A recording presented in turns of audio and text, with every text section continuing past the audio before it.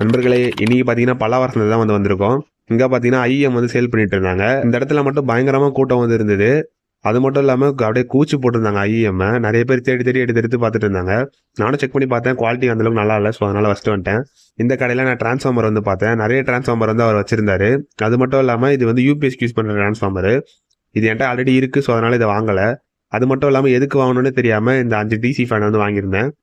So நம்மளுக்கு ஃபியூச்சர்ல எதுக்காக யூஸ் ஆகும்னு சொல்லிட்டு வாங்கி பேக்ல போட்டுக்கிட்டேன். பக்கத்து கடையில் பார்த்தா அனாதையா ஒரு பைஜூஸ் டேப் வந்து இருந்தது. அதையும் அப்படியே பார்த்துட்டு பக்கத்து கடைக்கு வந்து மூவ் ஆயிட்டேன். அங்கே பார்த்தீங்கன்னா ஒரு ரிங் லைட் வந்து வாங்கினேன். இது வந்து ஒர்க்கிங் கண்டிஷன்ல இந்த ரிங் லைட்டு ரொம்ப நாளாக ஆசை இது வாங்கணும் அப்படின்னு சொல்லிட்டு ஸோ அதனால வாங்கிட்டேன். அதுக்கப்புறம் பக்கத்து கடையில் கை கெட்டினது வாய் கட்டாத கதையா இந்த ட்ரைபேடை வந்து பார்த்தேன். பார்த்த உடனே வாங்கலாம் சொல்லிட்டு கிட்ட போகிறதுக்குள்ள ஒருத்தர் வாங்கி பேக்கில் போட்டாரு. ஸோ அதனால சோகத்தோட பக்கத்து கடைக்கு மூவ் ஆயிட்டேன். அங்கே பார்த்தீங்கன்னா இந்த பிளாஸ்டிக் பாக்ஸ்லாம் வந்து வித்துட்டு இருந்தாங்க. ஒரு பாக்ஸ் வந்து 30 ரூபீஸ் அந்த ரேஞ்சு தான் வந்து இருந்தது. ஸோ கம்மி ரேட்டுன்றனால வாங்கிட்டு அங்கேருந்து கிளம்பிட்டேன்.